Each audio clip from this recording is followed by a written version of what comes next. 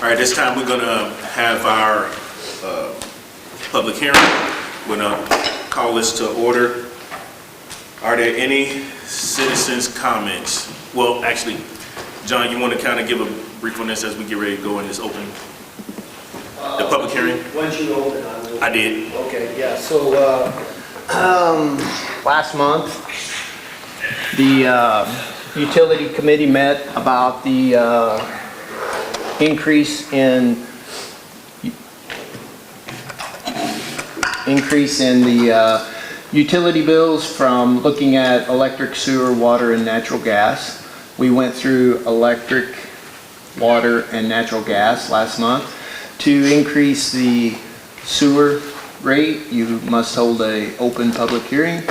So to satisfy that, we delayed the review of that till this month, where we publicized in the paper for the public hearing.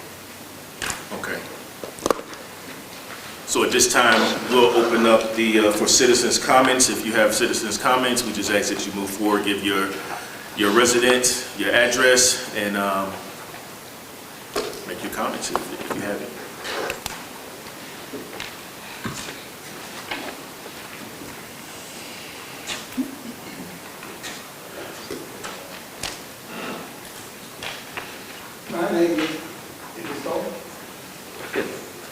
My name is Van Williams. Van Williams. I live at 21715 Range Road. That's in West Waynesville, with Perry. Okay. I got about 3 questions. Well, I'm going to start with my question first. Have we done anything on the 15th of October? I complained about dogs having 17 hours to bark. I only got 7 hours sleep. Mr. Williams, the citizens' comments right now is pertaining to the public hearing. We'll get to those citizens' comments after the public hearing. Well, I thought you said citizen comment. It's for the public hearing.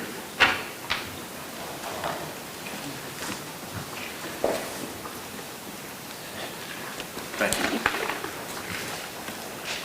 Are there any other comments? Any council comments? All right, seeing there's no council comment? I have one there. Okay. Is this just the sewer rate increase that we're discussing right here? Yes, Not the water, just the sewer? correct. Well, I guess my question would be, I had forgotten from last month, have we seen an increase in cost to treat the sewage? You've seen an increase in cost for sewage, for chemicals, replacement pumps, fairly significant, yes. And I guess to give examples, not that we compare ourselves to others, but even Pulaski County Sewer District, they experienced a 17% increase. And so, yeah, we have noticed a fairly significant increase in just the stock material that we carry, repair couplings, all the way through. Do you have a percentage of how much of an increase? Depending on what you're looking at, if you look at pumps, probably 40 to 50% more on a pump. I'm talking about the overall sewer. Yeah, I mean, I know one thing's going to be higher than the other, but you figured an increase of what your sewer cost is this year versus what it was last year. Right. And you're asking like material increase? Do you have a 3% cost in treating sewage this year versus last year? Or do you have a 5%? Probably closer to 15, 12 to 15. That is treatment and collection. Well, it seems like every time we turn around, we're asking for more money from people. But yet, we've got a couple other things on the agenda tonight where we talk about increasing the salaries, asking for more money all the way around. And there's some people out here, they're on very limited income. You take people on Social Security. If you jack up they're billed 3% or more, but they're only gonna get a 2.8% increase in their social security. So you've got to think about the customers you're serving. I understand the costs of buying the equipment is up. But if we're breaking even and getting by just fine, I don't see the necessary need to raise prices. So there's risk in the breaking even. You can't plan we just had a water outage. If you're breaking even, you got $66,000 that was spent today in a well and a pump and a casing. This Yeah. water How example. old was that well, that pump in that casing? The casing was replaced, I think, about 10 years ago. The pump itself was about a 2001 model. And as you go through and you see these increases come in your stock material, as the utility bills come in, percentage of the bills go to pay your health, percentage of the bills go to stock material, percentage goes to what we call R&R, repair and replacement. Right. Okay? And what happens is you start seeing that when your stock material and your material increases go up, you have to start taking from your R&R. And when you have like I said, a $70,000 bill in a matter of 24 hours, if you're not prepared for that, you're taking it out of reserves. And the system needs to operate, regardless of the system, gas, water, sewer, electric, the system needs to operate at a level and a standard that it is able to have those reserves in place without taking out of the city's reserves. So if we vote to approve this tonight, what kind of percentage of money are you gonna have in the bank, so to speak, if there is another problem? You're gonna have 5% extra cash laying there, you're gonna have 15%? You will be on the sewer side, you're going to be about break even. The sewer department lost money last year. It was operating in the negative last year. All right. No more questions? I have a question. When was the last time that the sewer rate actually was raised? I think that was 3 years ago. 3 years ago. When we did the sewer. Right. So we did a rate study Yeah, the rate along right around the COVID period. That rate study identified the sewer rate as being 30% low. What's the importance of a rate study for your utilities? When you do a rate study on your system, it evaluates specifically your system. And that's important because you're operating your system. And regardless of, I brought up the sewer district, irregardless of what their rate is, we're not operating their system, we're operating our system. So when we did that rate study, the engineers came in and they looked at our system and our replacement and the need for I&I and repair for that and how to budget for that. And at the end of the day, they looked at our tap fee, our sewer rate, and they combined everything together. And they identified the tap fee as being slightly low. They identified the sewer rate charge as 30% low. So 3 years ago, we were still at a break even. 3 years ago, yes. Yeah, And we've gone up in costs in the past 3 years. correct. So we're getting even further to the negative. Yes, and even with the study, you look at it at 30%. But what we do is we analyze our system also on the finance side. Because you always want to do what Bill had said. Bill had mentioned, listen, if you're making money, we don't need the rate increase, right? Your system's good. And so when we look at it, it was a really good, really thorough rate study, and we got it on all our utilities. But then on the back side of that, we don't just blindly follow the rate study. We also then go through finance of each utility department to see where those departments are, why you have a decrease in, what appears to be decrease in funds, and basically the funds don't go as far as they did the previous year. Well, why? Well, is it manpower? Is it raises? Is it material? What is it? And I would say most of ours is material. Thank you.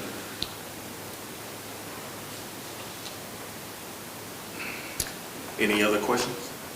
These one-time expenses, John, these are capital expenses, what we're talking about? Unknown, So they're, when you look at it from the accounting side, when you, right, and they're recurring.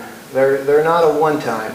So if you go through, like, if you have a high-max fitting, they were $800, they're $1,800. But we cycle through these in stock each year because we use them. So every year, if you use 10 this year, you're going to use 7 for sure next year, right?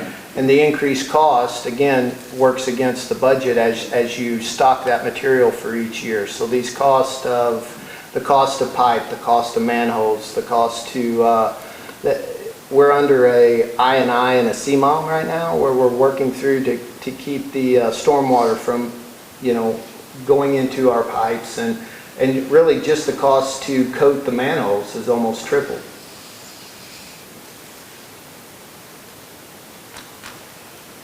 Any other questions? it's just really hard to budget when you have unknown expenses pop up all the time like that. Right, and then you have the unknown, right? And the unknowns are generally the most scary. North Street lift station pumps, 25 horsepower pump. They're 50,000 a piece, there's 2 of them. The pump today with the water, of course, it's a different system. You have transformers blow up, right? You have a car wreck that damages your system. Those are funds that you have to expend right then, regardless. If insurance covers a lightning strike at a well, Road goes down. that's great, but they won't cover it for 6 months. You have to repair that pump or replace that pump immediately. Your inventory to make these repairs is getting smaller and smaller. Our stock we try to keep the same, especially in sewer.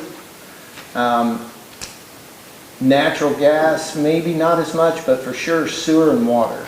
You don't want to have a broken water line and it gush for 6 weeks while you're waiting on that stock piece to come in. Same way with sewer. You don't want sewer just wildly flowing out into or onto the ground. You want those repair couples there. You want that extra manhole there. You want to have certain things in stock, because when those systems go down, including electric, repair and restoration is the highest importance. Obligation. Yeah, it's like, John, then we made a purchase for the gas department for a device that would cut off the, for a leak and prevent the leak from. So we had a tool where they were able to crimp 2-inch and less, but we have a 4-inch line. And if that 4-inch line is ever hit by a road grader or something happens, we effectively have no way of closing that 4-inch line off. We have to valve it, find valves, get it shut down. And we bought a crimper just to have that immediate shutdown of that line.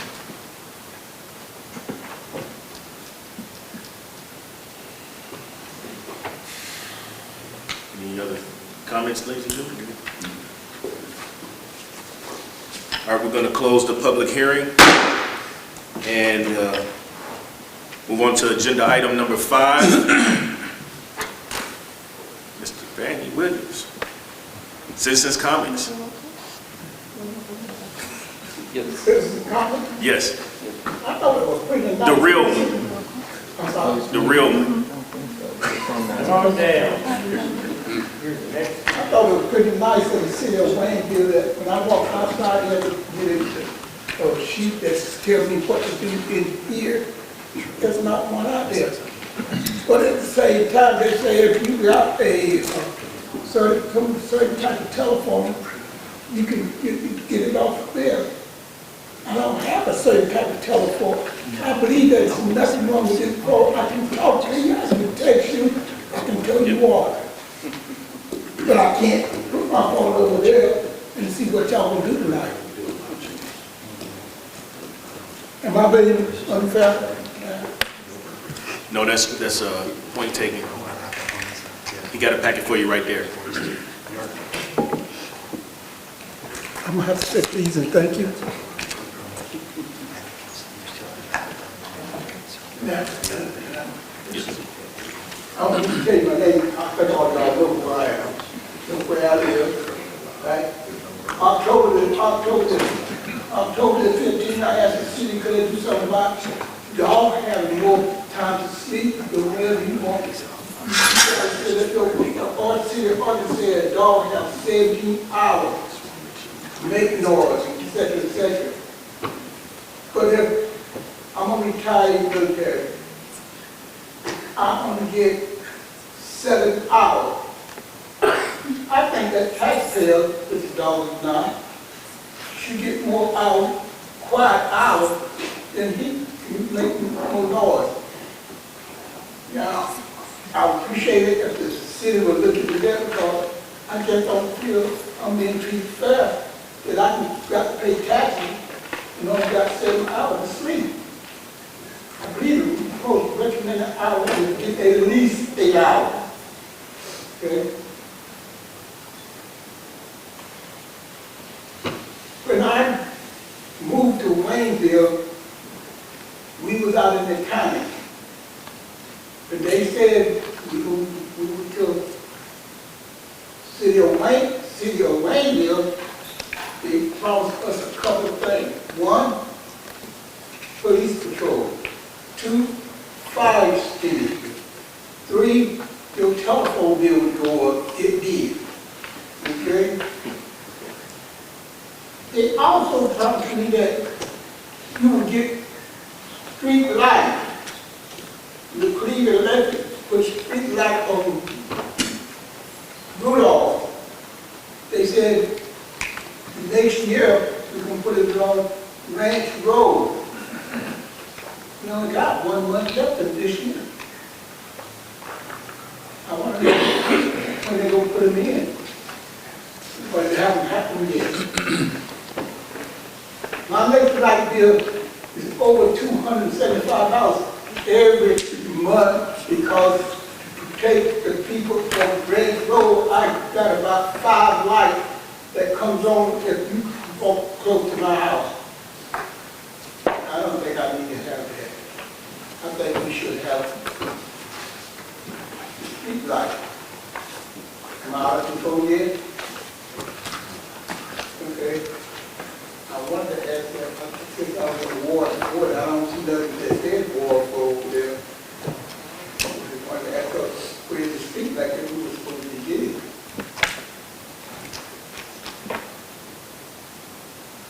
There it is, right there. Yeah. I did not see the word. Might need to look at me up. Okay. I would like to bring up one item here when I sit down. I drove school bus for the Waynesville Public School for about 3 to 5 years. I can't understand how 25 miles per hour in a residential section with kids that got disability, I don't think that's right. Yes, all my children, some of them 57 years old, some of them 30. But the point of it is, somebody needs to speak up. I think we need to change that speed limit from 25 miles per hour. For my wife and everybody you see, oh, they're driving fast. No, they're not driving fast. They're running the speed limit. But that's, to me, that speed limit is entirely too high. And I appreciate the good mayor and city council, whoever needs to make the change, to look into that. And if I'm wrong, I don't accept it. So which road are you talking about? Huh? Which road are you talking about? I'm talking about all of Waynesville residential section. Speed limit is 25 miles per hour. Am I wrong there? Yeah, we've got some of this. Is it 25 miles per hour? Yeah, Residential areas. and that's, I think that's too high.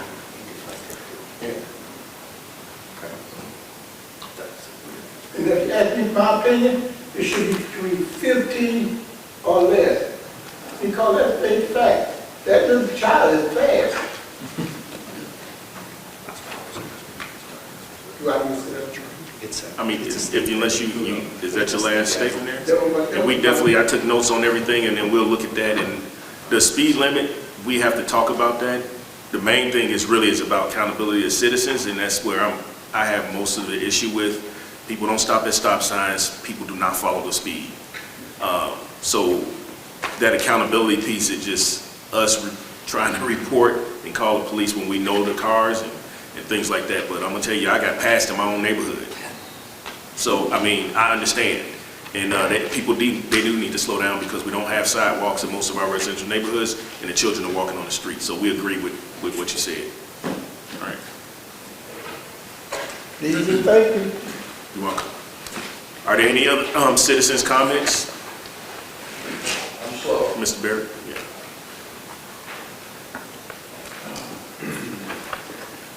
I actually come here on a good note. I'm Tim Barrier, if you don't know who I am. One day you'll find out really who I am. But no, really what I've come here to do is thank the city of Waynesville. I was going to ask you to just state your address, just so that they have it. Oh, 24575 Spencer Road.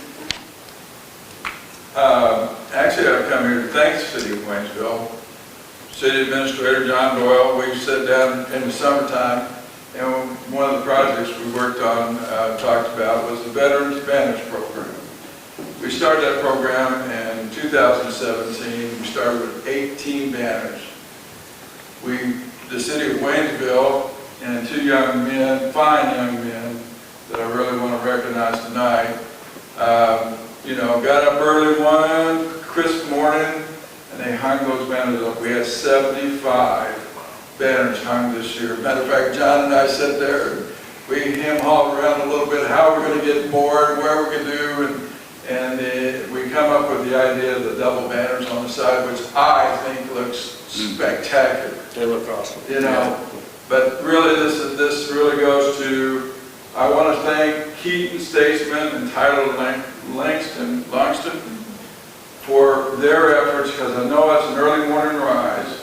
I actually stopped down at the electric department here about a month ago after we got them up and thanked them personally. But this project would not have prospered as well if it hadn't been for the cooperation with the city of Waynesville. We actually have all branches of service there. We've got Seabees, we got Navy, we got Marines, we got Air Force, we got Army. We got Mr. Keith Pritchard's great-great-grandpa Civil War picture. I got here just the other day because we're actually taking orders for the 2026 season because it goes so quick. And I got a World War I veteran that we're going to be hanging next year. So it has become a very popular thing, a way to recognize our veterans. I know the Veterans Parade was held up in St. Roberts, but, this community here recognizes their veterans, all the time. And we have this period of time where we put those banners up, and we don't take them down to after, April, when the sappers program, we take them down. So they're up a long month, and we get lots and lots of comments. Matter of fact, today, there's the graduating families, and they're walking around downtown, and they're looking at them, and they're just, you can just kind of see them look up, and so I'm real proud of not only the program, but I'm proud of the fact that we have cooperation with the city of Waynesville and those folks that put them up and doing that. But those two young men, they need a big shout out, and I just really want to thank them very much. Thank you very much. All right, thank you. Just kind of speak to that, the program is very popular, and Tim's been really creative and proactive in this program. And you only have so many light poles, and he comes, and he says, man, we just have more people wanting to put up a loved one. How can they get their banner? And I said, man, Tim, I mean, we've run all the way to City Hall, and Maybe a month later, Tim comes back and he said, well, I was at some place, and he said, I seen something that looked really cool. And it was the double-sided banner, right? And he had some pictures, and I'm like, that just might work. And so, you know, we really appreciate the thanks as a city, but with the program and just to recognize something that he's seen somewhere else where he could implement in our city, and it does look good, and it turned out very well. So, you know, I'd like to thank him for coming up with those creative ideas and making it possible for more and more people to, you know, put their banner in Waynesville. Yeah, that's good. I remember that morning, and I seen that post that you posted after they did that, so I think I shared that as well. But he was just, a couple of them just recognized not last month, like right in here. So it's definitely some work that they continue to do every day, but we appreciate those acknowledgements. Are there any other citizens' comments? All right. So special guest, Mr. Kelly Beach from Murma. This is a grant presentation.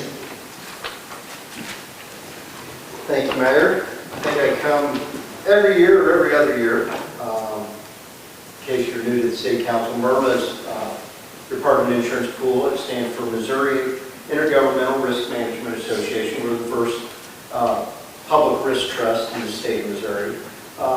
We don't have counties. We don't have schools in our association. Just cities and municipalities is all we've got. And throughout the years, since the existence of Murma, big town or small town, we've been identifying areas of greater loss or greater risks.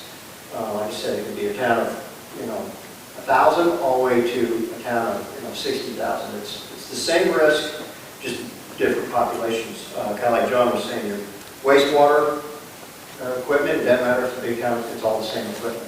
And that's what we found out throughout all the years of Murma, and we were trying to figure out a way to address those areas that are greater risk or were having greater losses, and something that would help all towns. And we came up with a risk grant program. There's all kind of safety tools and equipment out there for liability or work comp to help minimize those risks. And that's why I'm here tonight. I'm not sure. I guess it's Marion, Amber, John, I don't know. Sean, Mayor. Okay, someone filled out the forms and bought the equipment, and the first equipment that was bought was an AED. It's a great tool, kind of a public entity tool to help, could save someone's life, and it has in our association. We're funding back 75% of the cost of the AED. We're giving back $1,021 for the AED. Then we have a flammable storage cabinet for the airport. We're giving back 75% of the cost of that, and it's right at $1,000 we're giving back. So we're giving back $2,021. It's not a big, large sum of money, but if we can prevent, let's say, one fire at a public entity, it more than pays for itself. I know I started my risk grant stuff off in a town down south of here, and they had, a week before, they had a guy have a chainsaw get into his leg. Luckily, he had on chainsaw chaps. There was no injury.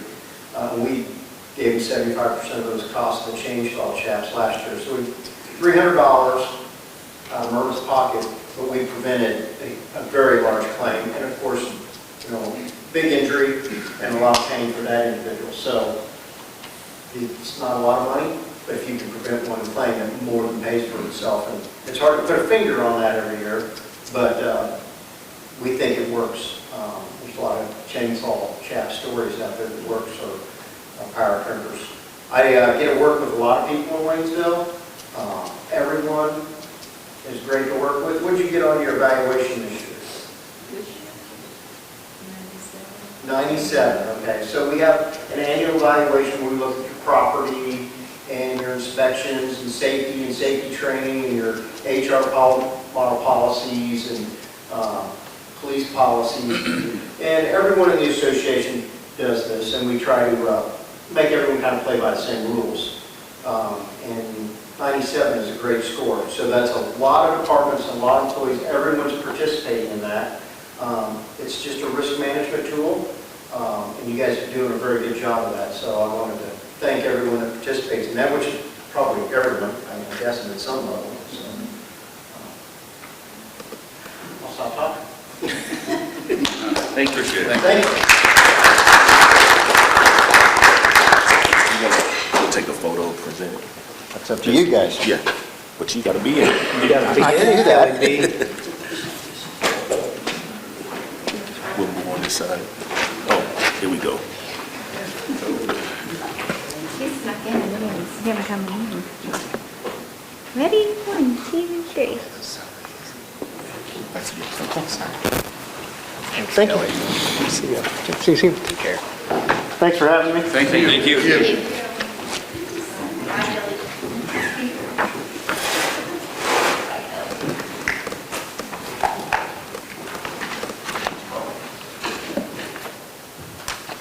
All right, at this point, we will move on to our city administrator's report. So Waynesville Park Board met November 13th. They gave the park reports by the members. There was a 90-day park event schedule.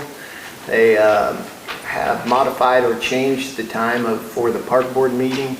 New meeting time will be at 5:30. They discussed a 5-year park vision plan and a park plan survey.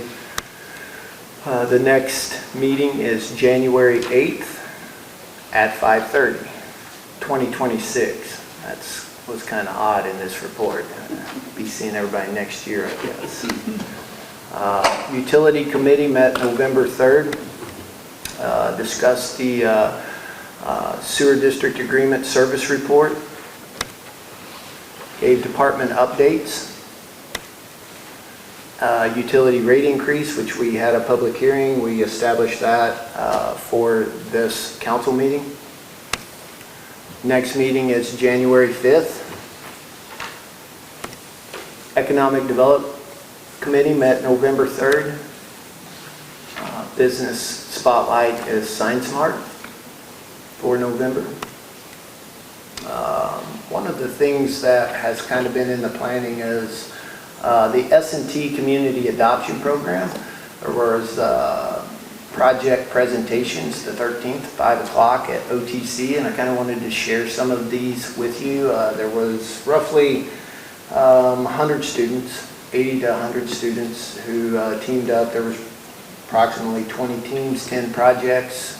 They all chose their own projects. All of the projects had at least one team, but most had 2 and some had 3, okay? This was, if you wasn't able to attend, this was really this was kind of inspirational for the city. These kids really did a great job. They presented well, and their ideas were actually pretty incredible. I want to go through, these are some of the teams. Actually, both teams here were teams that I championed along with the mayor, both of these teams. And they just, they picked these projects, and they ranged from Ruby-Doo Entertainment to walking across the Ruby-Doo Bridge with a walking structure, access to the Fort Leonard Wood, Waynesville, St. Robert Airport. There was a lot of good projects presented to them, and they all represented them very well. You can see the Ruby-Doo Creek Renewal Project, and there was some really key aspects to all of it, and the kids presented on several levels. I took my wife and my daughter, and being an engineer, right, so I get more into the technical aspect, but then when I see these groups present to my wife, who was more of she's a visual person. I mean, they had those there. They had the pictures. There was CAD drawings. CAD drawings meant nothing, but the pictures and the rendering and the architectural layouts that they had was really nice. And each project had its own, I think, high point, and I spent the entire time. I thought, well, we'll go there hour or so, go through them, but it didn't turn out that way. We were there for 2.5, 3 hours because it was really that interesting. Again, two of these groups were my groups as well, along with the mayor for sure on one of them. And they all did a really good job. So I'd like to thank S&T and their professor. She was awesome. Made sure that the kids stayed on point and provided a very high level project. Next meeting for the Economic Development Committee is January 5th. Roads and Grounds met November 4th. There was a street department update. Next meeting's January 6th. Emergency Services met the 6th, November 6th. Animal Shelter update, Police Department update. We did announce the retirement and resignation of the Waynesville Police Chief Dan Cordova. Dan's been with us a long time. He's really, I haven't got but about 6 years to evaluate Dan on, but really Dan is a really good guy and a great chief. He's done a lot of great things within the community, for the community, and was a great hire for the city of Waynesville. Emergency Service Committee, Central Dispatch gave calls for service. Fire Department gave an update. Our next meeting at the Emergency Services Committee will be January 8th. Finance and Human Resources Committee met November 6th. We went over the 2026 final budget, which you guys will be looking at and voting on tonight. The CID was presented to the committee. Next meeting is January the 8th. Planning and Zoning, there was no meeting held. Next meeting is scheduled for January 13th. Board of Adjustments, no meeting held. Next meeting is to be determined as the need arises. We're in the fall. We're starting to get a few complaints about people raking and blowing leaves into the street.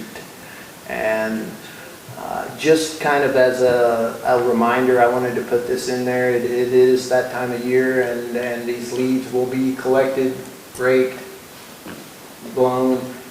Make sure that it doesn't go to the street, right? We don't want this to wind up in our storm water, in the curb and gutter.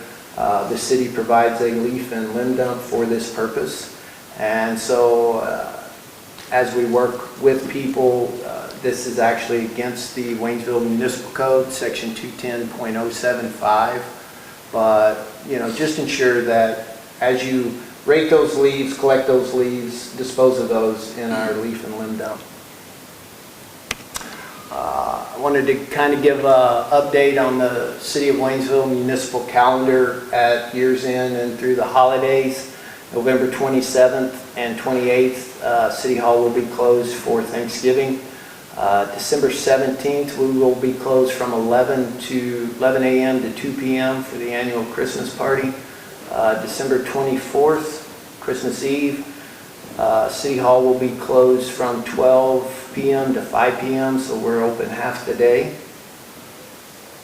We will be closed on Christmas and December 26th, and we will also be closed on January 1st, New Year's Day.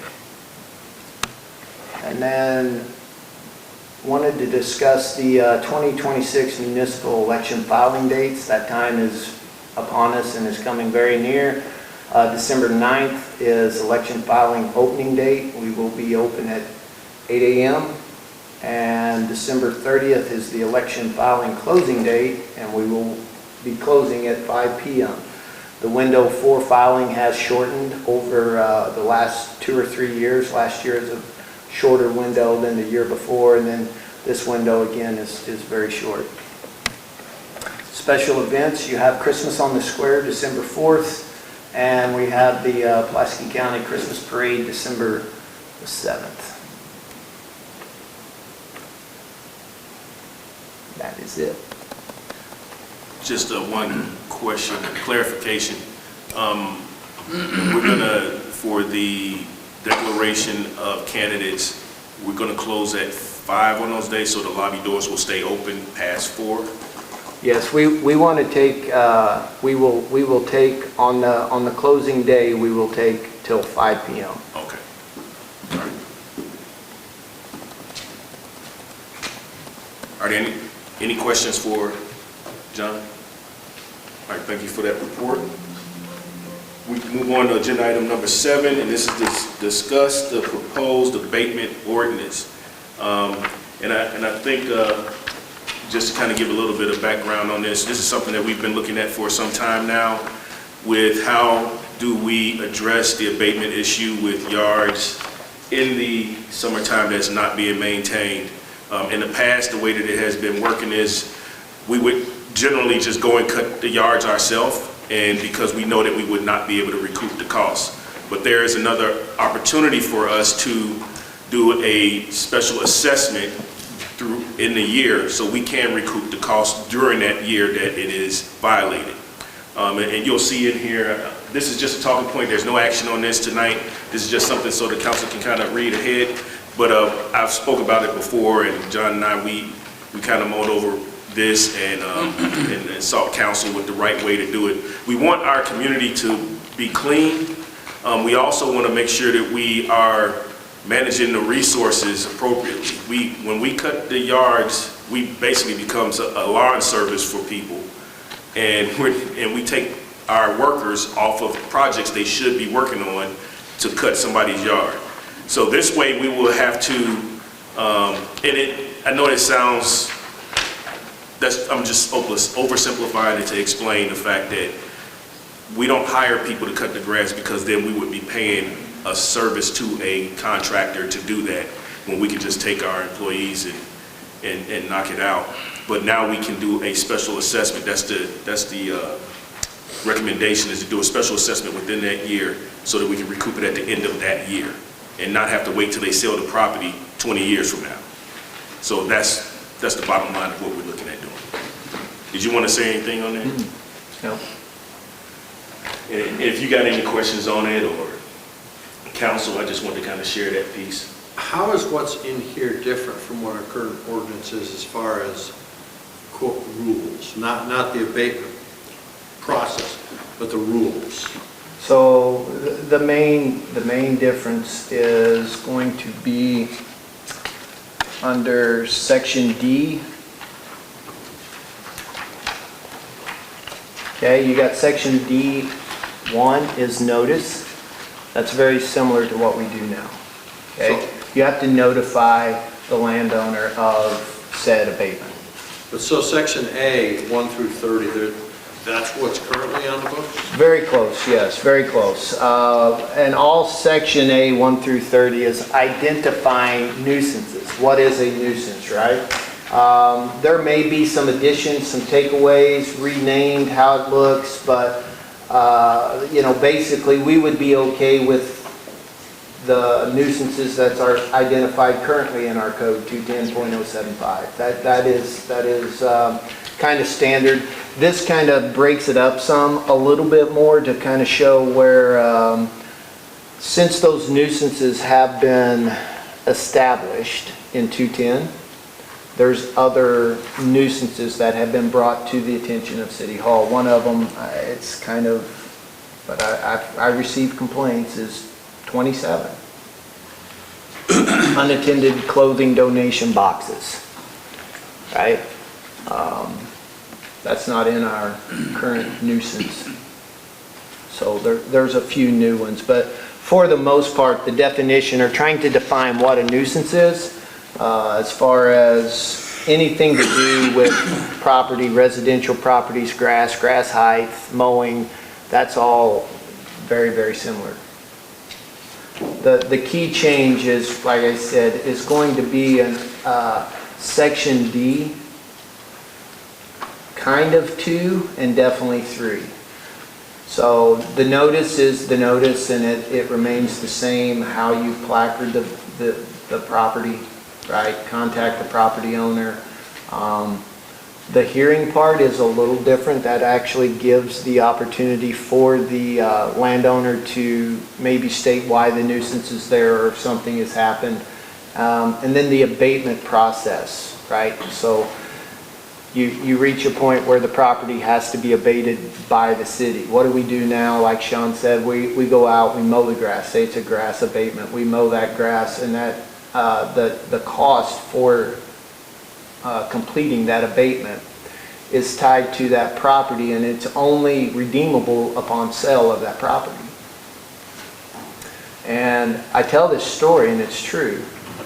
The first year I was here as city administrator, took it in June 2020. June of 2020, Bruce had left, he had retired. In August, I get a phone call from a lady, and she said, I need to speak to the city administrator. I said, this is him. I said, when are you coming to cut my grass?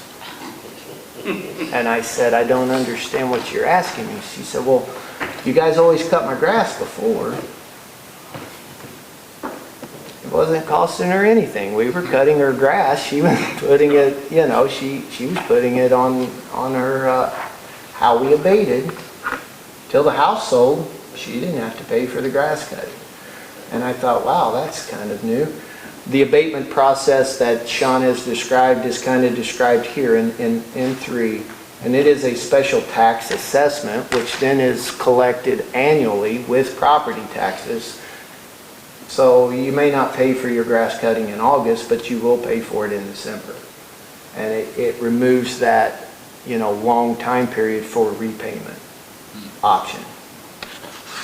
And that is really the major difference in the current 210.075 city code and the city code. Because when I look through 1 through 30, it seems like there's some things in there that a lot of people in the city currently do. And I wonder if we were trying to further restrict. Not further restrict, add to what we see as complaints, as a nuisance, something unsightly that they don't like. And again, I think we have 11 or 12 now on the definition of a nuisance. But they are really broad, right? It may say, well, you can't have brush over 10 foot tall unless you're this, or you deem it as not a yard, or, you know, and these get a little more specific. And then, yes, there are some additions. 27's a complete new, and I don't think in, you know, when I think 2010-075 was actually created by ordinance in like 98, if I'm not mistaken. I don't think clothing boxes were popular. And now you see them more frequently, and it's just really the maintenance of the clothing box, or the appearance of the clothing box, donation box in the parking lot. And as Mayor said, there's no action on this. This is something we wanted full council to look at and understand the intent. The true intent is the payment, right? How you charge for that abatement. And the key thing is, we keep talking about city. To date, the city employees have always mitigated the abatement. They've always been the ones cutting the grass. There's great risk in that. So we send our building official out there, and he takes 100 pictures of the abatement prior to the city abating the property. And on one occasion it came in very popular, because we went in and we abated the property through our parks department, and we get a call, and the window was busted out of a vehicle.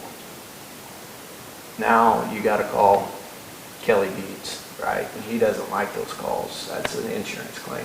But lo and behold, the pictures that our building official took, the window was busted before we ever got to the property.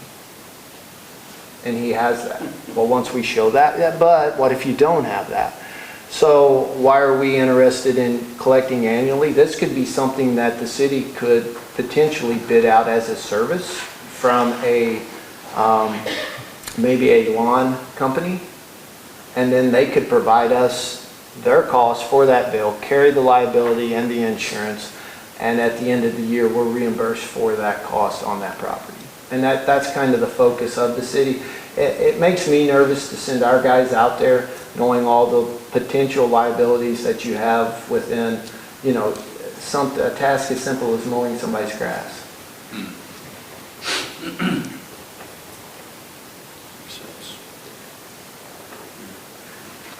Any other comments?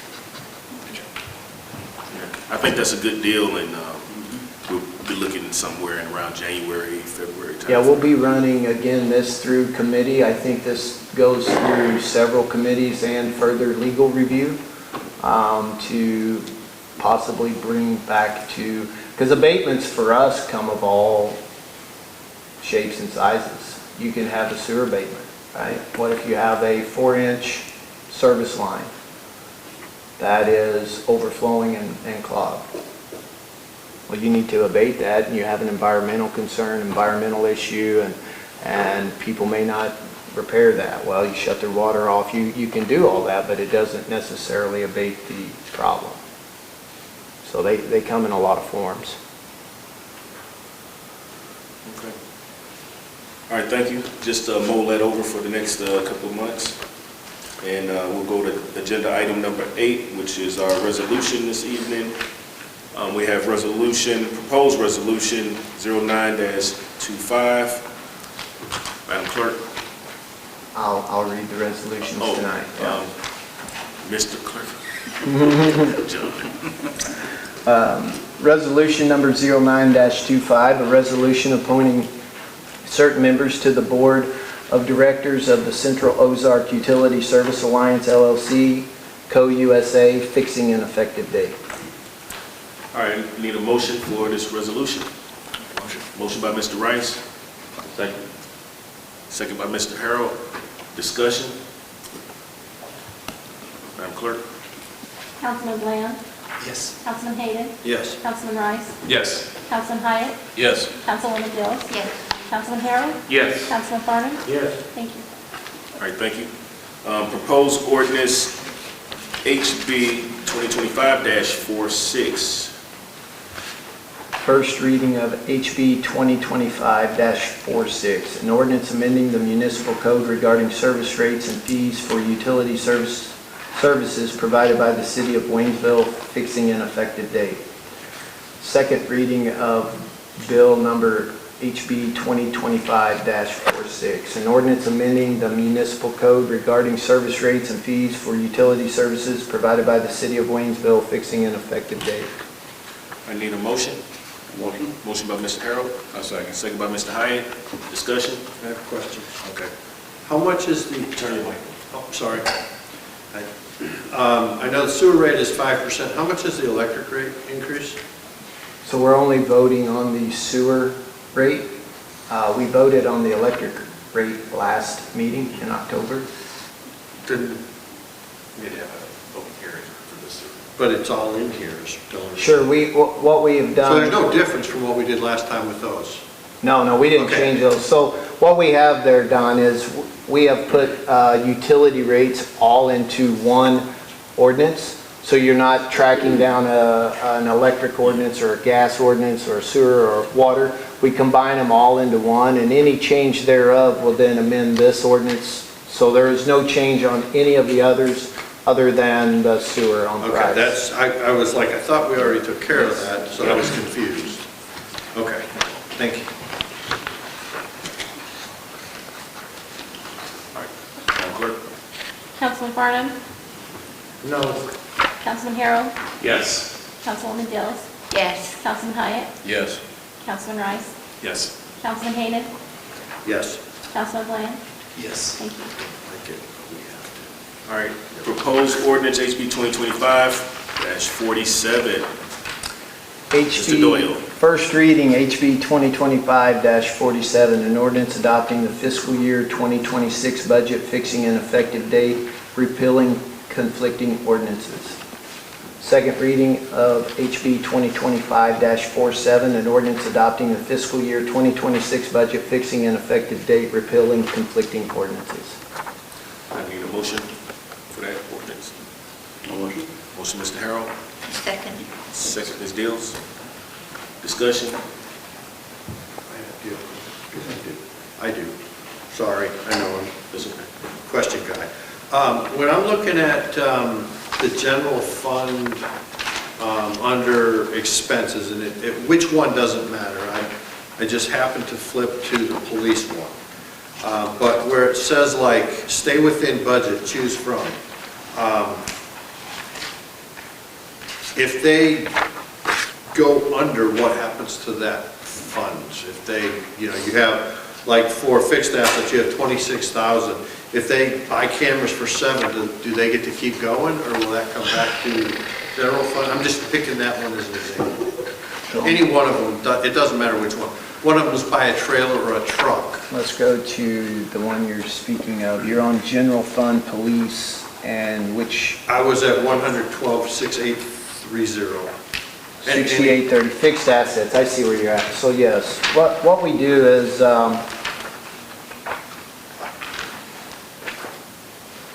you budget that fixed asset for police. It's kind of a needs and wish list, right?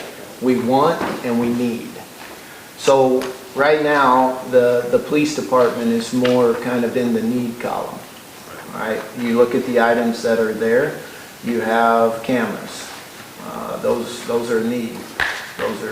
You have radios. That's a need. You know, tasers, needs.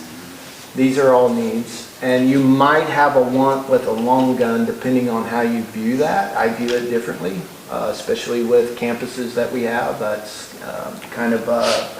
that's bordering on a need. And so how do we do that? So say you go through and councilmen say, we just say, oh yeah, we got 30,000, right? And you're gonna have remainder of 65,000. Needs change through the year, things happen. We have mid-year adjustments, end of year. As they come in end of year, so we sat down with them in September, right? And in September, as we go through these budgets, and we just have police, this is across the board, this goes utilities, wherever we're at, they'll give us their wish list for next year. And what we do is we identify that within their budget, these funds are already available. Well, let's just take that and buy it this year. If that's a need, and you're identifying as a need of this year, and you have 65,000 in this particular example, you have enough to purchase that need this year. Let's go ahead and take that off the list. And the needs here, we have been addressing every year. Body armor was a need. Cameras was a need. We did cameras last year, right? Body cams. We've done body armor over 3 years here. So we continue to upgrade those. There is a shelf life on all their stuff. We talked about inflationary cost. When we first got here, I think tasers were about $800. They're about $3,000. You know, it's expensive. Less lethal force is very expensive. So in this particular budget item or budget line, we do the same thing. We evaluate the budget, they go through, and if you get towards the end of the year, and our end of year really is December fiscally, but our budgets start in September. And we start having those meetings with, in this example would be chief of police, but it could be department supervisor, just plug in a name depending on what you're looking at.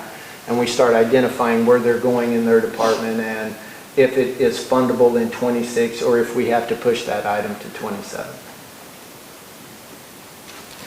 Okay, thank you. Any other questions? Comments? All right, Madam Clerk? Councilman Bland?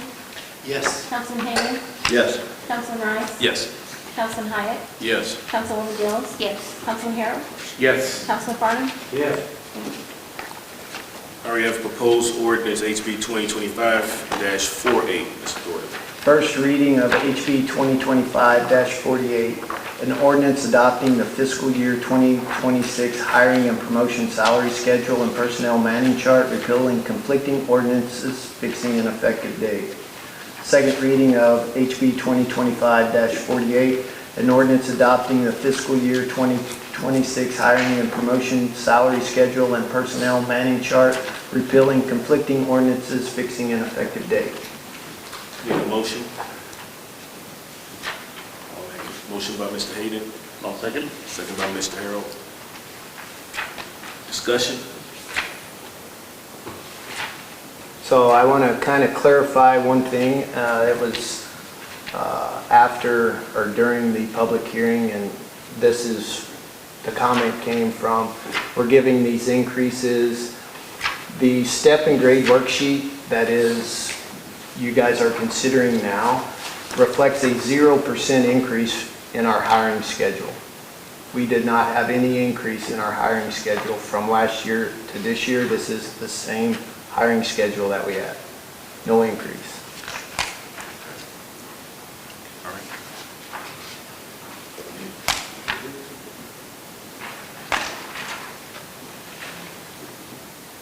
Are we good to go? I hear these papers. I got a question. Yeah, that's why. John, are you the one that makes the decision on each employee, what they get, or is that one of the, So on the, and I want to be careful here so we don't get lost. When I say a hiring schedule, understand none of our employees are on this sheet. None. They are already hired, right? This is the new person coming in at this level, at this grade, at this step on the street. Now to answer Bill's question, who decides the percent raise? It's some by one policy, but the decision of that, so from 0 to 5 years employed at the city, you get a 0 to 3% raise. right? Who determines that, right? It is determined by the supervisor, the person that is evaluating them on a daily basis, that they work with on a daily basis.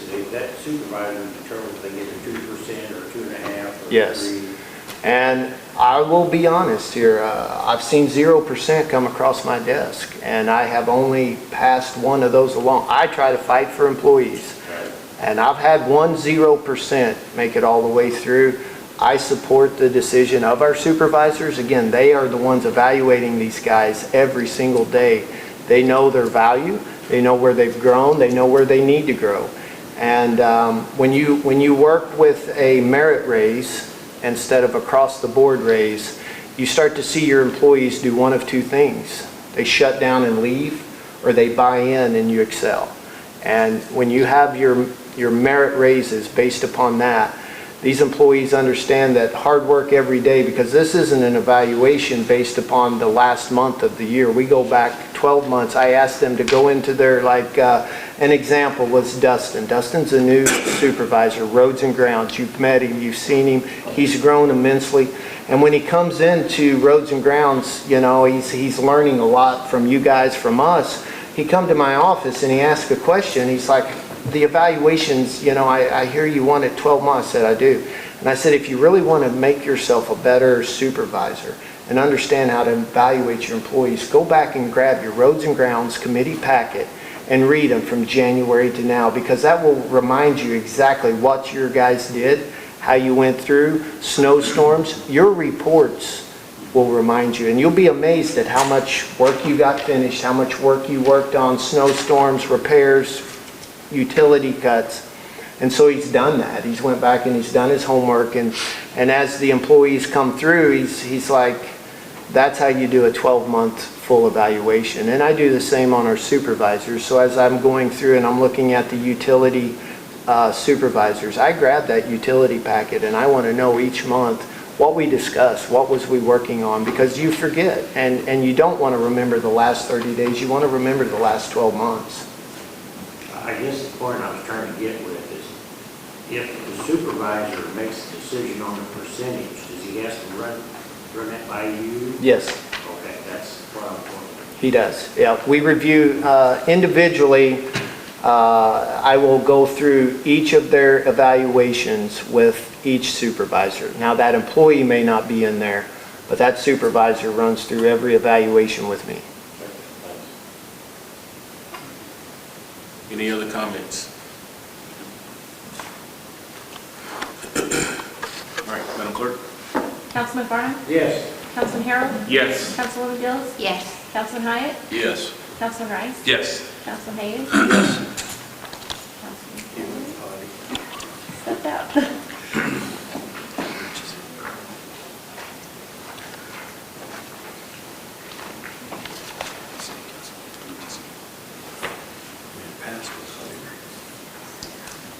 Hey, text.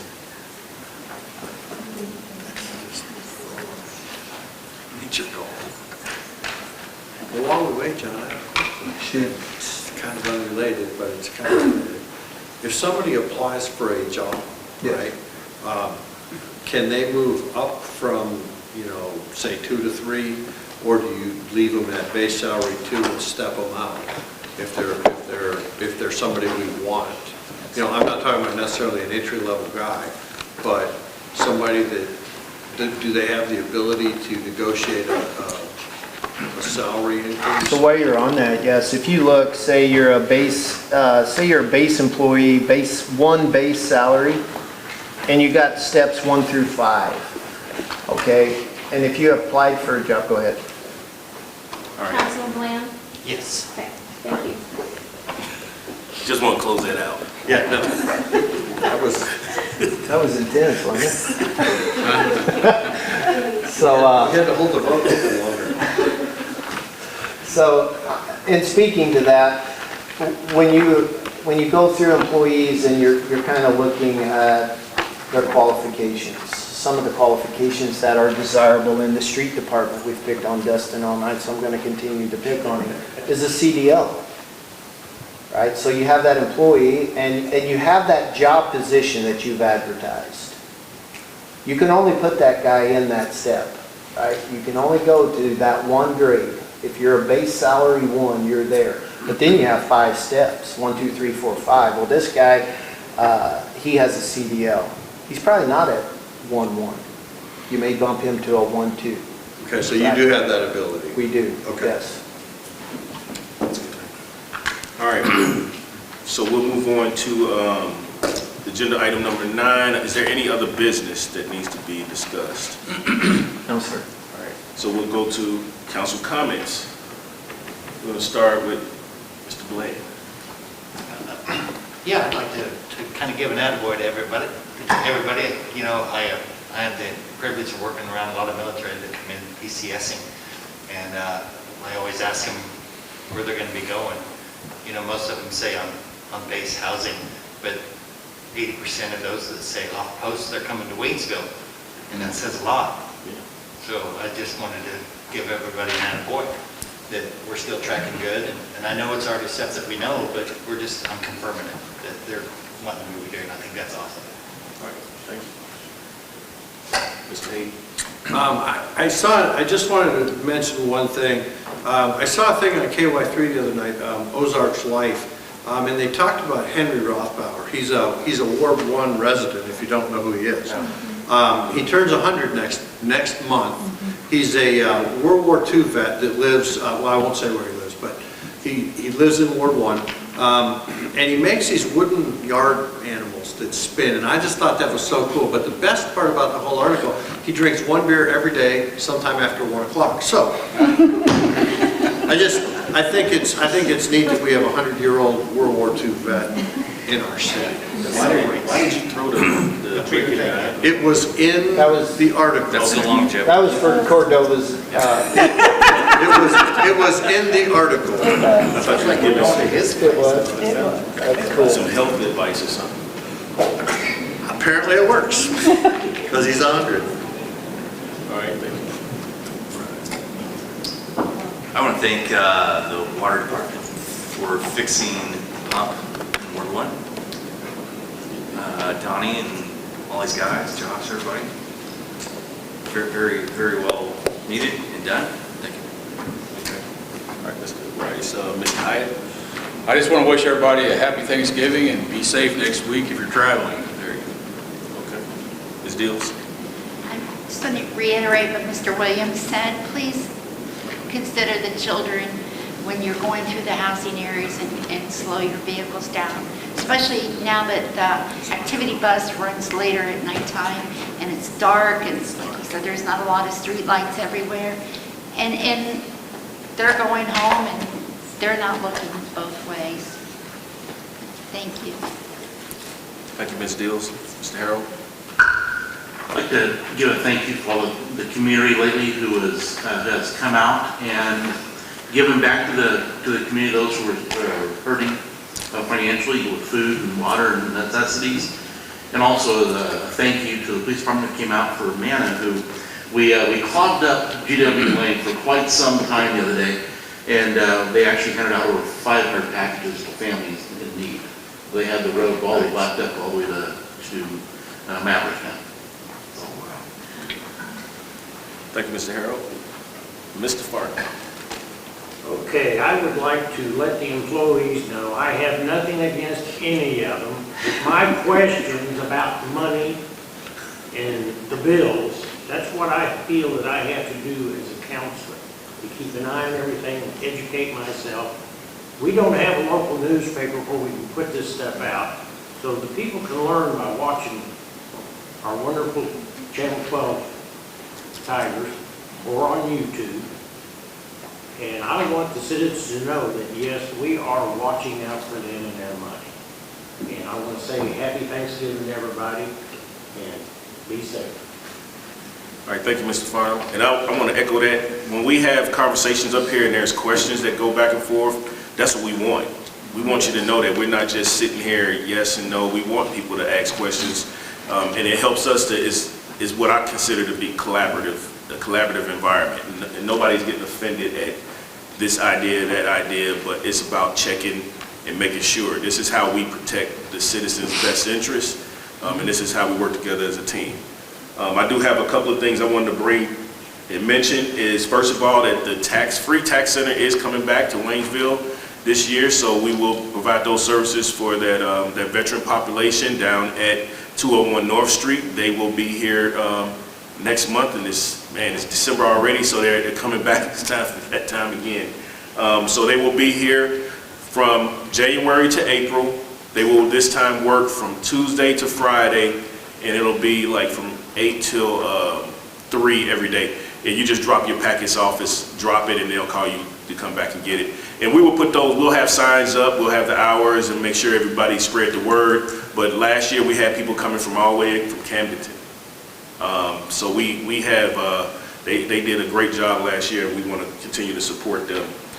Next year we have the great race that will be coming in June of 2026, and we received a press release today, so I'll be putting that out with the newspaper. But I wanted to let everybody know that that's going to be the same weekend as the Cave State Cruisers, but this event will take place on a Sunday, and we are a host city, so we're going to need a team of committed citizens that want to make our city stand out and shine, because they do vote on which city is the best city. So definitely, I don't want to be the worst. We want to be the best. We want them to remember Waynesville in that regard. With that being said, tomorrow is the first meeting that we have the WAG kickoff. For those that don't know what WAG means, who knows what WAG stands for? Raise your hand. Besides John. What? Okay, it's the Waynesville Action Group, and these are short-term community groups that take care of certain tasks within the city. So I have a group of citizens that will be here tomorrow evening about 4 o'clock, and we will talk about some projects to help us prepare for next year. So we have the centennial, we're celebrating next year. This group is actually going to be working on a lot of historical things and helping us to build some type of historical document for our city. And we want to kind of set this up to kind of lead us into next year, the centennial. So they'll be doing a plethora of things, mostly on journalist research and soliciting community involvement. So we'll meet tomorrow for that. Also, one last thing, we had a vacancy that came open for the park board. If you are interested in the park board, I am making my way down to OML, and we haven't had to replace anyone for some time now.